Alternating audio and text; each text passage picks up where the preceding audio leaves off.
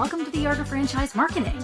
Each episode takes a deep dive into the franchise space and explores how the biggest and best brands handle national branding, franchise development, employee recruitment, and localized marketing on a daily basis.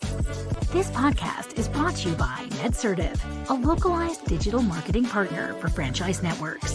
NetCertive talks shop with franchise executives to discuss what's working, what's not, and answers the question, what else can you be doing to excel at the art of franchise marketing? Hello, and welcome to the Art of Franchise Marketing Podcast. I'm your host, Erin Martin, and this episode is brought to you by NetCertive. Today, our guest is Felicia Reeves. She's the CMO of Empower Brands. Felicia, thanks for joining us today. Hi, Erin. How are you? Thanks for having me. Really excited to jump in on all of your experience. And so I think just to set the stage, can you share a little bit more about your background and then your role at Empower Brands? Sure. So as you've already mentioned, currently I'm operating as the Chief Marketing Officer here at Empower Brands. Fairly new to the role. I think I just hit the 100-day mark one day last week, so very early on. But going back through my career, so I actually started as a business owner and then a franchisee. So my experience here is really coming full circle over the last couple of months. I operated as a business owner and franchisee for several years before selling the business and moving into corporate leadership. During my time within corporate America, I have worked in many different industries spanning real estate investment trust to financial technology and services to home services. And so the last 5 years or so, I've been operating and leading a marketing team for $1.5 billion platform in the home services space. That supports both residential and the commercial side of the business. So I've been able to take a lot of the shared learnings from working in the service industry and then, of course, my early experience in franchising here to my role at Empower Brands, which has been, again, a full circle moment for me. Yeah, that's awesome. And I know like a lot of the learnings of what you took from being a small business owner and a franchisee we'll touch on a little bit later, but I'm curious, whenever someone steps into a new role, everyone seems to have their own kind of playbook or approach of, okay, where to start to get caught up. It's always this fire hose of information and meeting people when you have a new role, especially as like CMO. So what's your approach when you start a new position?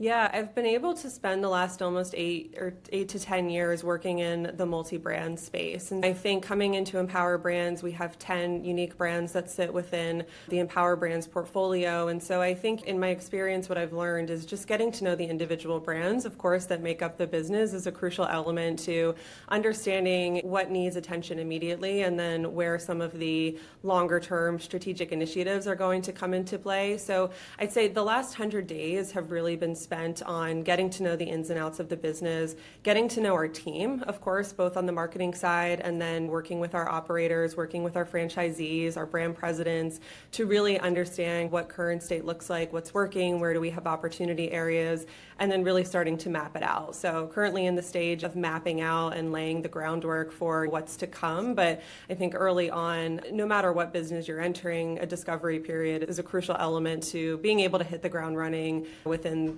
3 to 6 months in the role.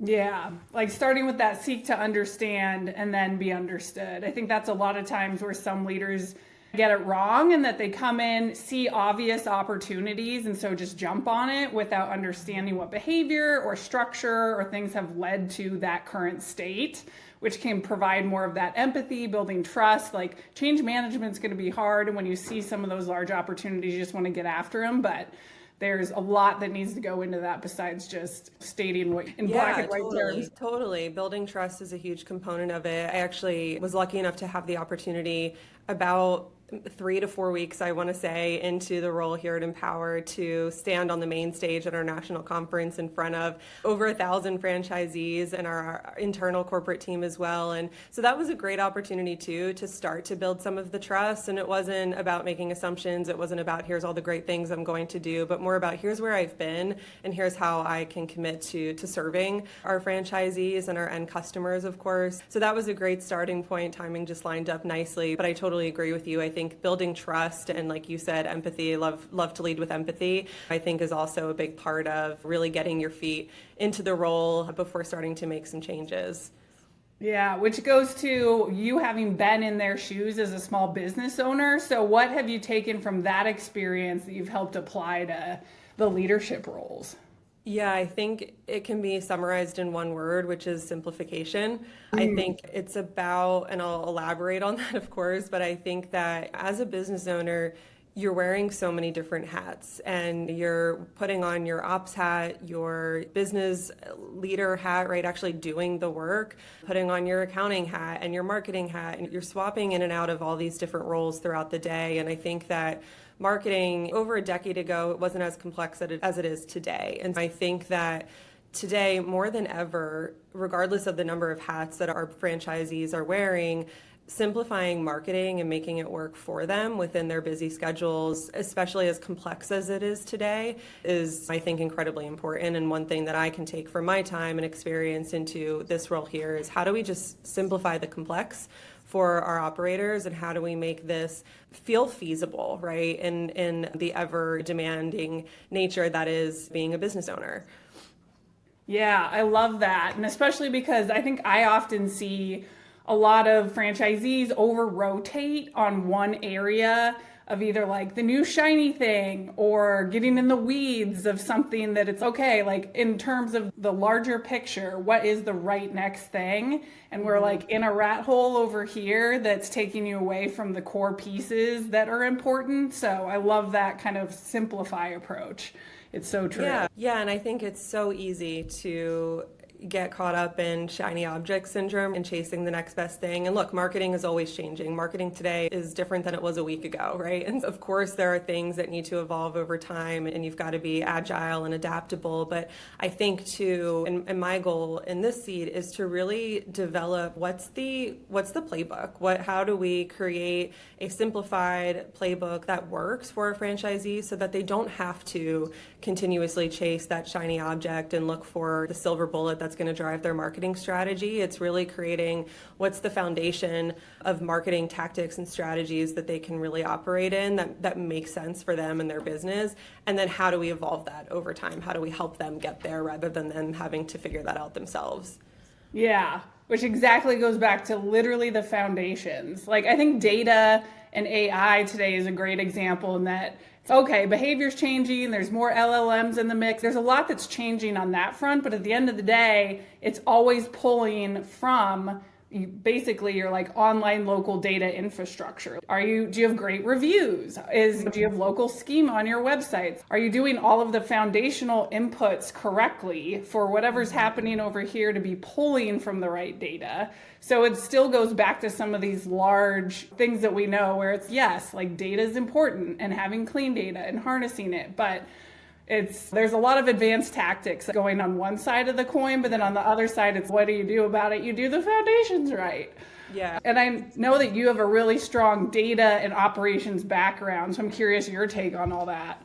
Yeah, I love data and love making decisions using data, but I think too, when it comes to data, a lot of people love to say that they're focused on the data and they're very analytical. But I think what I've seen, especially in marketing, is folks love to say that, but knowing then what to do with the data, how to interpret it, how to action it, that can become another story sometimes. And so I think when it comes to data and insights, making sure that the KPIs that we're measuring, that we're tracking, we're doing it for a reason, and it's not just data for the sake of data. And I think also making sure that our franchisees know what to do when they see certain KPIs fluctuating throughout the sales cycle, right? And so I think it's about how do we simplify that even? How do we make sure that we're arming ourselves, our franchisees, with the right data to then drive action and decision and change for the better, or to pivot away from things that we might learn are not working. And so I think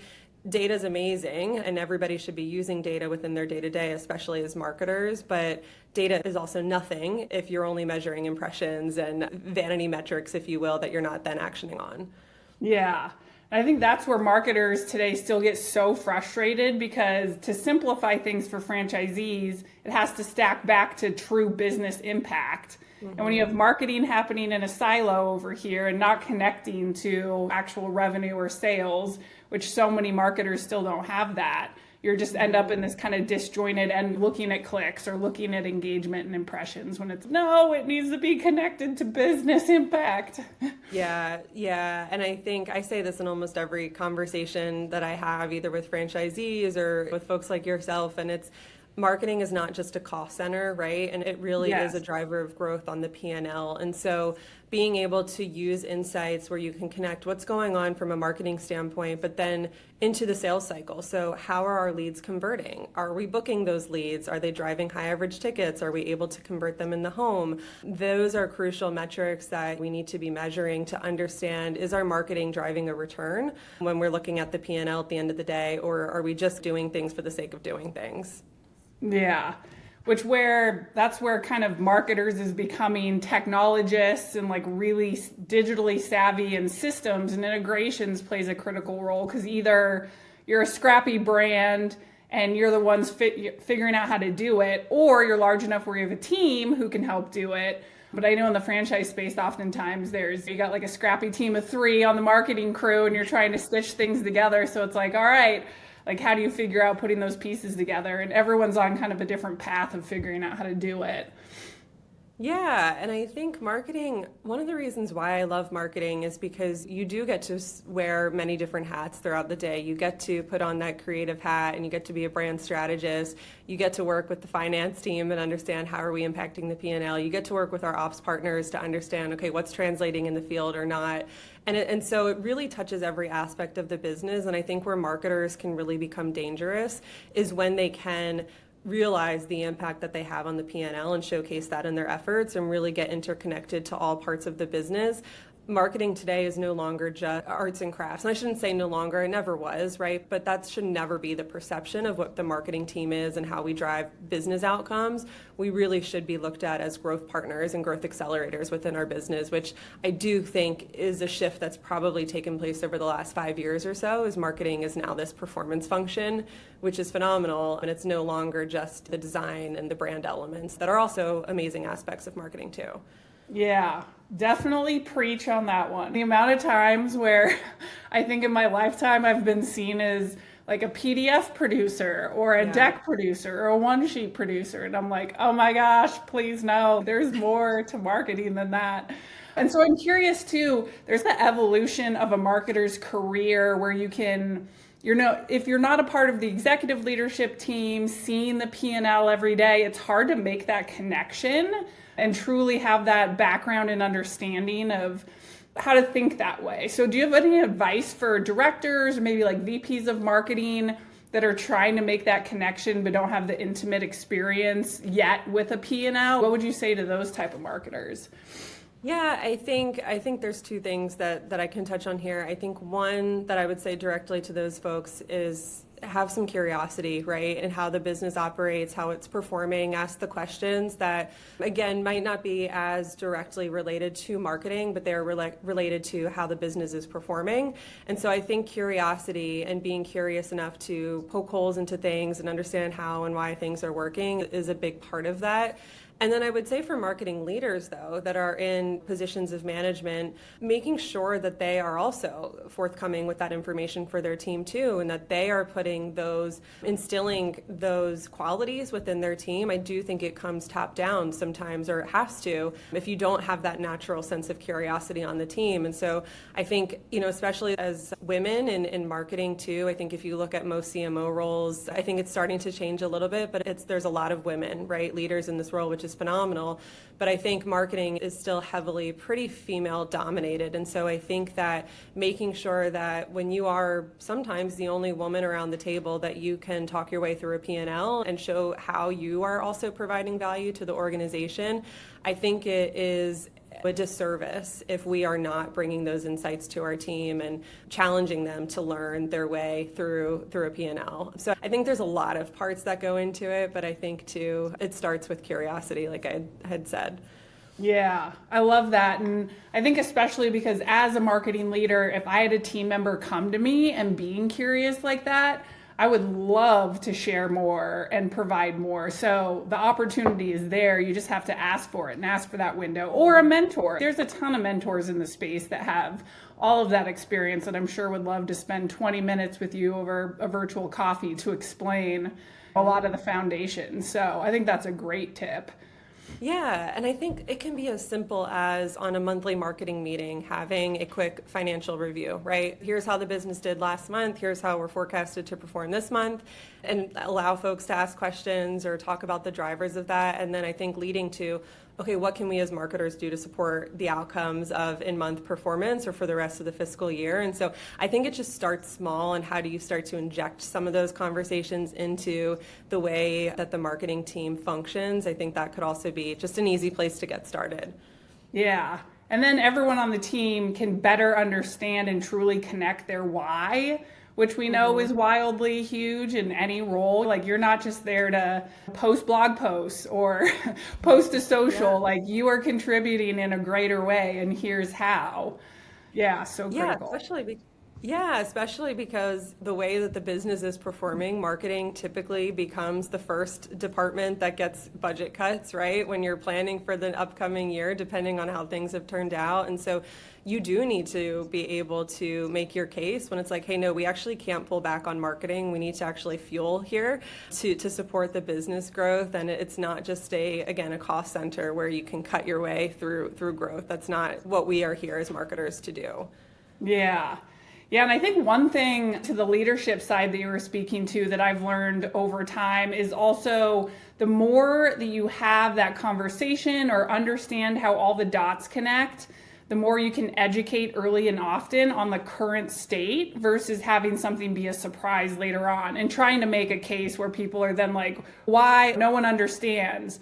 Where if you have all of that in place, you're educating on the good and bad. That's almost as important. Like, what's not working? Here's why. Then nothing comes, there's less surprises down the road, and everyone's on the same page instead of these like whack-a-moles or questions coming out that then causes just chaos and issues as well.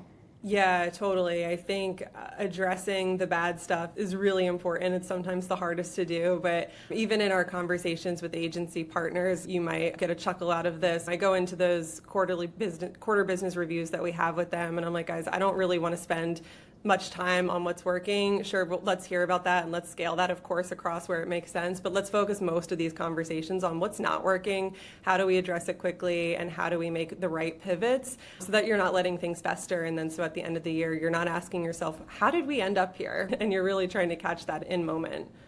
Yeah, that's so good. And that's where most of the learnings come from. What's not working.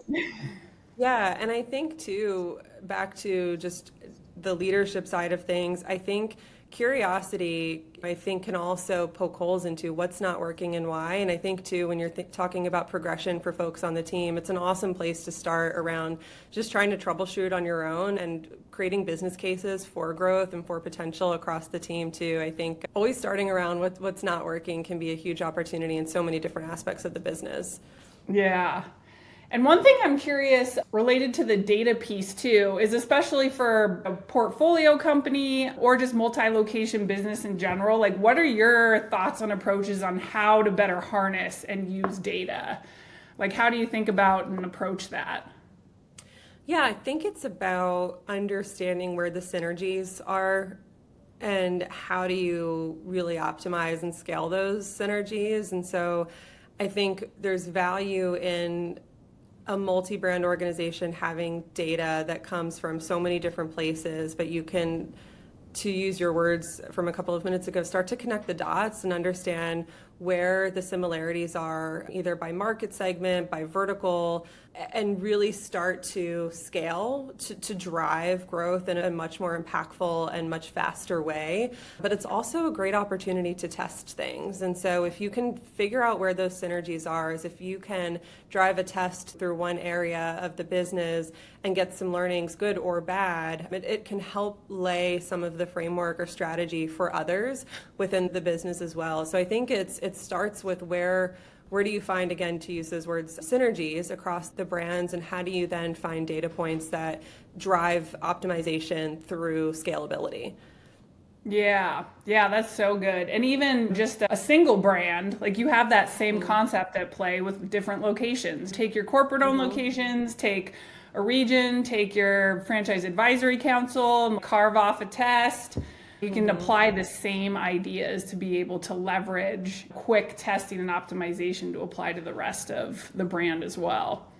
Yeah, it's not always about recreating the wheel or change for the sake of change. It's about how do you optimize? And I know that's an overused word, but I do believe in optimization and how do you take small things that are working well or again not working and then scale and optimize them in different areas of the business. Yeah, love that. And the one thing I definitely want to jump into with you because I love what you're doing with your newsletter that you produce called Signals and Strategy. I think that's how I first saw you on LinkedIn. I was just doing a ton of posts. So I'm just curious, have you always been posting to LinkedIn? What was the driver of doing some of those thought leadership pieces? And then what is Signals and Strategy all about? Yeah, so it's a little outside of my comfort zone, but I'll tell you why. I've really recently started to go back onto regular posting on LinkedIn and the newsletter, but we're preaching to our franchisees. And as I mentioned earlier, I stood up on the main stage a couple of months ago and was able to chat with them for a bit. And one of the topics that I did touch on was ensuring that you're not just putting all of your eggs in one basket, and that's typically the Google basket these days. And Yep. so really talking to our franchisees about how do they go local, the impact that going local and building your personal brand in your communities, in your markets, how big of a difference that can really make on business outcomes and performance. And I told them, challenge them with, if you could pick one or two things that you can leave this conference and do, if you can't think of anything else, just post something on LinkedIn, post something on a social channel, talk about your why, talk about what you do. It might feel really uncomfortable, but get vulnerable with that. And I have to walk the walk if I'm talking the talk. And so I did take to LinkedIn as well recently and I've committed to posting regularly and trying to touch on things that you're not going to see everywhere else. I think there's, of course, themes, macroeconomic themes that are driving some of the content that I'm posting that are certainly not that differentiated. However, trying to, again, pull tidbits that if you could take one or two things and apply it to your business, it would make a small impact. And so that's really where my focus has been. Signals and strategies. I've got one newsletter post that came out a couple of weeks ago. It was pretty well received, but I think there it's about, again, how do I just provide simplified insights to both the franchisee audience, but also other marketers as well, just to evoke curiosity and get folks thinking about things maybe a little bit differently in a way that could benefit their business. Yeah, and I know I've loved those posts. And also just, I think thought leadership for an executive team can be a wildly important and influential thing. I know that one marketer I was talking to on the podcast a few weeks ago was talking about one of the initiatives they had was getting the executive team more involved in thought leadership, like posting to social or even just writing a blog post or getting vulnerable and putting yourself out there, whether that's like in-person speaking. Like it can come in many different forms, but it's always interesting because it's like you can't force a colleague or someone to be passionate about posting or putting themselves out there. That's something that has to be self-driven. So I'm curious, did it come from you? Do others on your executive team see that and do it? Like, how do you think about that challenge? Yeah, I think here at Empower, the executive team has, I would say most of them are pretty active on social. And I think what's worked, it certainly didn't come from me, but it is something that I share with our franchisees today is find what works for you. And if it feels really uncomfortable, if it feels very inauthentic to who you are, then it's never going to work. And so find a way that your message can resonate with your audience, of course, but also with yourself, right? If you're not, I think it's really easy to see through content, even with AI out there. I think that it's so easy to read through an inauthentic message when you're scrolling on social or any other news source.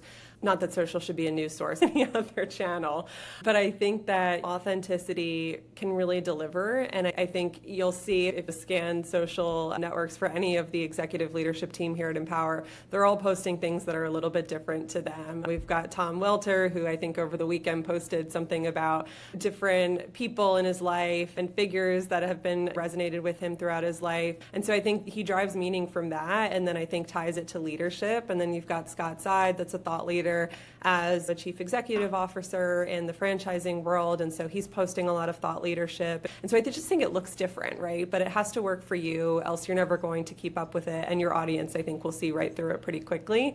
We tell our franchisees to do the same thing. Find your meaning, find your why, and share that with your audience. And at the end of the day, you are the expert of your trade. And so that will always shine. If you can speak to why you are the expert blank in your market, that, and do that with some consistency, that will pick up over time and start to gain traction. Yeah, I love that. And I think that authenticity piece is key. Like I always try to tell my team, or like when you're using LinkedIn as a tool, it's like you don't have to be just posting about your company. Like this is your brand, your personal brand. And yes, your work and what you do day to day is probably going to be a part of that and, your approach. But at the end of the day, it is like your passion. And if you're very heartfelt and like people driven, like that's a great platform, because that's where people, like social media, get back to like actually connecting and having conversations, is a great place.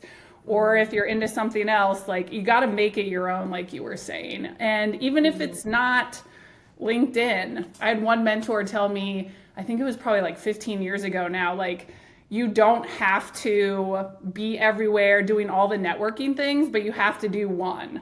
If you like in person, do the in-person stuff. Make that your thing. Be the mayor of your market and do a lot of the in-person stuff. Or if you're really creating content and sharing your world that way, like use LinkedIn. So there's different avenues to your point of being that authentic self, but you do have to try.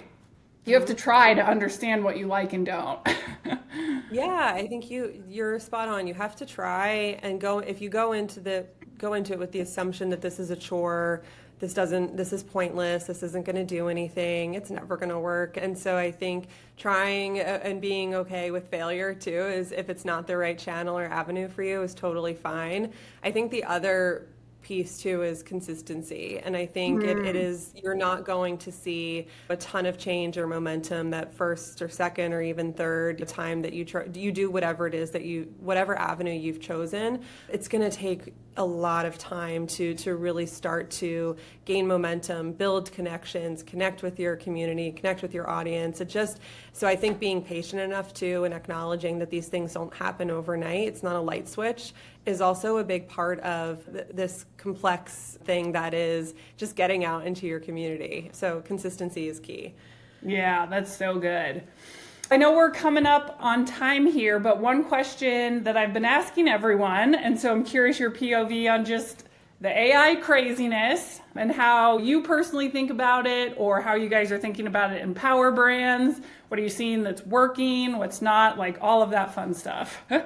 Yeah, I think AI, I think you used the words earlier, double-edged sword, but I think maybe that came up in our conversation, and maybe that's not the right phrase to use, but I think that it can be amazing in some aspects, and it just simply doesn't make sense in others. And so I think that AI can be a phenomenal tool to drive productivity, to drive automation, to drive deeper insights and faster timeframes, but I also think AI has become this shiny object and this kind of catch-all for productivity, et cetera. And so I think it's about using the right tools that make sense for your team and for your business and for your audience. Huge proponent of AI. Here at Empower, we're really trying to use AI to automate a lot of different marketing tactics for our franchisees, all the way through content, social, creative, and tying that into data, and how do we get them deeper insights to make decisions faster and that are more impactful.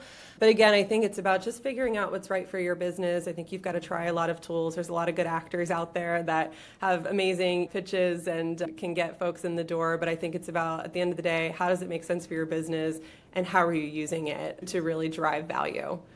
Yeah, especially with the fragmentation of tools and approaches that's out there. It's like you have to start with the end in mind. What's the problem I'm trying to solve? And then using the best tool for that job. And if it's AI, awesome.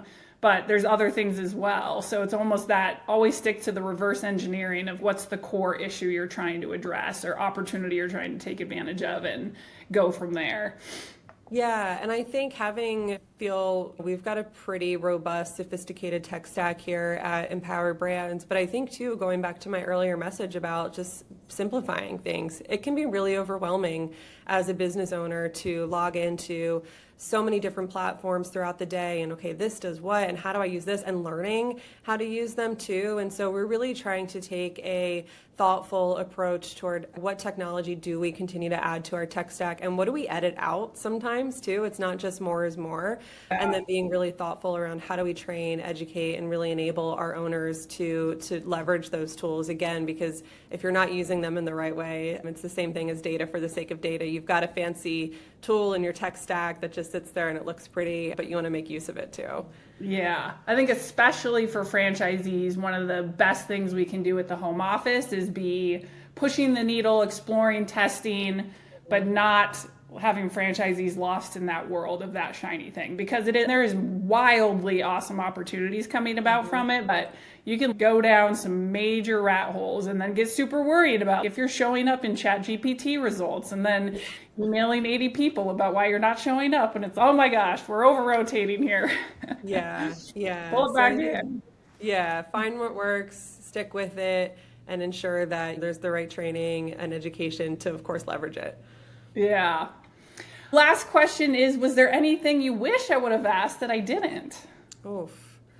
I think we touched on a lot of great topics here. One that I'm always passionate about. I don't know that there's a specific question, but I really enjoyed our conversation around leadership and engaging the team and how do we get people thinking differently. That's an area that I really enjoy and feel passionate about, especially in marketing. I think I was having a one-on-one with a member of my team just before we hopped on here, and I think it's this misunderstood function sometimes, and I think everybody's an armchair marketer, and so I always love talking about leadership and how marketers can really drive value through an organization that looks a little bit different than it did a couple of years ago. Yeah, I love that. And I would highly recommend everyone connect with you on LinkedIn and follow your posts, because I've loved them. So everyone can join the conversation and learn from you as well. Thanks so much. Appreciate it. Yes, thanks for coming on. And thanks to everyone who listened in on another episode. And we'll catch you next time. Thanks, Erin. Thanks for listening to The Art of Franchise Marketing. This show is brought to you by NetCertive. We help franchise brands and multi-location businesses run localized digital marketing at scale.